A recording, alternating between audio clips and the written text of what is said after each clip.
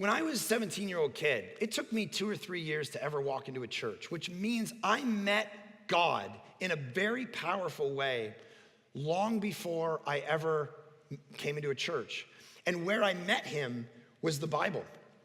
I didn't know anything about Christianity. I didn't have mentors in my life. I didn't have community. I didn't have pastors. What I would do was I would go out and smoke a pack of cigarettes and read the Bible. And I encountered the power of it actually changed me. Like these words, Isaiah says, my word will not return back to me void. That when you let it, like here's the problem. You're judging, if you're a skeptic, you judge the New Testament or the Old Testament, but you haven't even read it.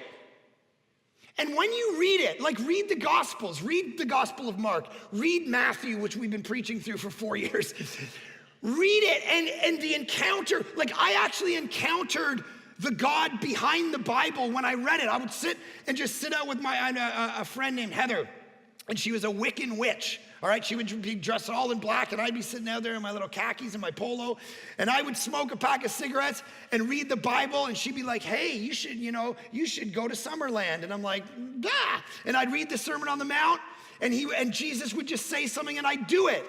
Hey, man, if somebody asks you for your cloak, give them your shirt as well. And I just like, if somebody asked me for a cigarette, here, take the whole pack. Let me get you a carton. Jesus wants you to have it. All right, he told me to give it to you. Because all I had was the Bible.